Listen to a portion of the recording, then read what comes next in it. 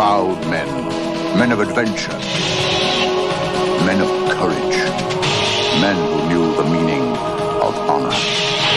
There still are the Marines. We're looking for a few good men. America West, we fly with pride, we care for you.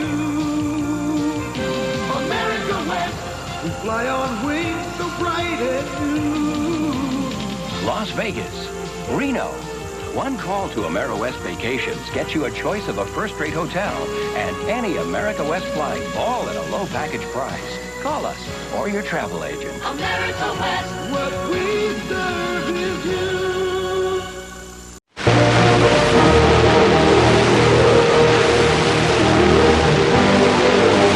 This is Channel 4 of the ABS-CBN Broadcasting Corporation. You're on DYXL TV in Metropolitan Bacolod, the star network of Western Visayas.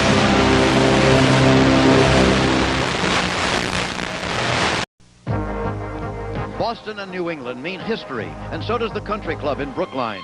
75 years ago, 20-year-old Francis Ouimet defeated the great Englishmen Barton and Ray in a playoff for the U.S. Open Championship. Half a century later, another three-way playoff. This time, the stately Julius Boros won over Arnold Palmer and Jackie Cupid. And late yesterday afternoon, the swarming spectators smelled playoff again. More than 150 had started, and now it was down to just 2. Would the winner be Nick Faldo, the British Open champion? He was playing near-perfect golf from tee to green, missing only 4 fairways in 72 holes. It was the reverse of 1913, a lone Englishman trying to fight off America's best. Or would it be Curtis Strange of Virginia? Twice he's been the tour's leading money winner. Last year he won almost $1 million on tour. But he's never won a major championship, and that burden weighs heavily on him. The 16th hole was critical. They were tied for the lead, but Faldo was bunkered on the par 3 hole and left himself with this putt for a par. It was not to be. However, Strange himself had flown over the green with his tee shot. His chip shot left him with this long putt for a par. It looked most unlikely that he would make it, but this was the result.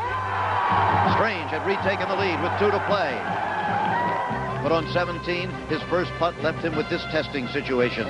With the first putt still bothering his concentration, he missed the par putt, and now they were tied again with but 1 hole left to play. Strange found a bunker with his second shot on 18, while Faldo was just off the green with a very difficult putt. Curtis had to get up and down in 2 to have a chance at a playoff, it seemed. It was ultimate pressure in the U.S. Open, but what a shot he hit.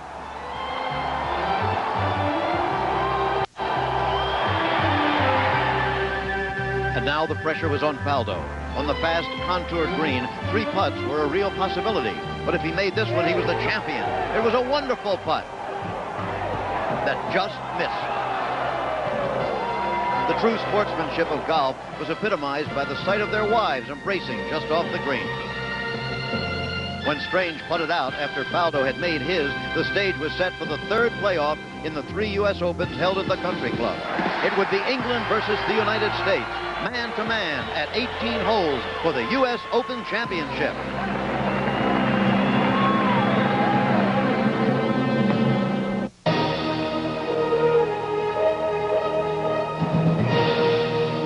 ABC Sports and the United States Golf Association invite you to the playoff for the 88th U.S. Open Golf Championship.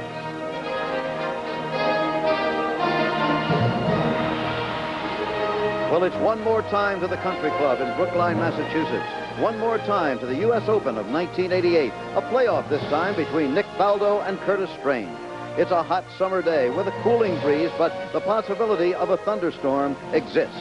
One thing is for certain, before this championship is over, we'll all have seen more than the standard ration of great golf. How do they stand? Well, as of this moment, Curtis Strange has a 1-stroke lead over Nick Faldo at the end of 9 holes of play. This, of course, is stroke play. They're playing for score, not holes. It isn't a match, although it looks very much like match play as you see them on the fairways. Well, hello, I'm Jim McKay reporting live from Brookline once again, and the comparisons with Revolutionary days are kind of inevitable in this situation. Here we have an invader from England just outside Boston and defending the title for the United States, a Virginia man. Curtis Strange, just as George Washington came up from there to here to take command of the American troops, Curtis is in charge today, and as we said, in charge by 1 stroke. There's a great difference, of course.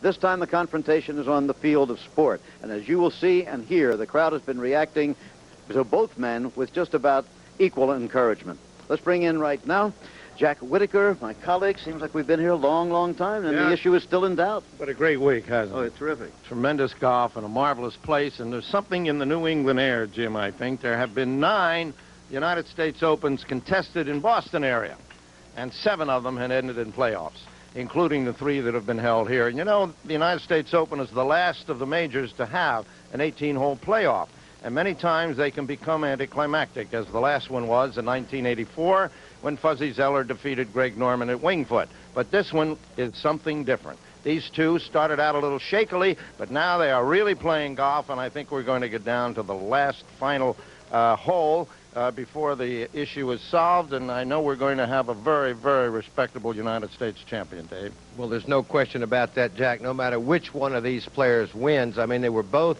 in very good moods this morning and seemed very calm. And you take Nick Faldo, who is the present British Open champion, and you go back in history and you look at the 1913 playoff here. Ted Ray was the British Open champion then. He didn't win. You go back to the 1963 playoff here. Arnold Palmer was the British Open champion. He didn't win. So if you're a hunch better, then you've got to bet on Curtis Strange, who most Americans feel is the best player in the world, as a matter of fact. The rap against him, as Jim said earlier, he has not won a major championship. All Curtis has done is make money. But no matter who wins here today, as Jack just said, I think you're going to see some wonderful golf, and we've seen it all week long. Here's a look at the weather, specifically the temperature 85 degrees. It feels hotter because the humidity is 75%. Wind out of the northeast at 7 miles per hour. Feels a little bit gustier than that where we are at any rate. The forecast is for sunny. Well, that is certainly good to hear. Now let's get a report on the 10th fairway from Bob Rosberg. He's out there, Bob. Curtis Strange, after shooting 1 under par the front 9, has hooked his drive at 10. He got a little break in, and it went into the dry rough where the people have been walking. Sort of straw-like rough. He's not going to be able to grip the ball, though. It's not the kind of lie where he'll be able to spin it. And this hole, you do not want to put the ball above the flag because the pin is back today a little on the slope. So anything past the hole here would be really tough to get it up and down. He is 200 yards from the hole. I would think that he would take a 4-iron and hope that it jumps just a little. If it doesn't jump and go in the front bunker, he can still have the possibility of getting it up and down in 2.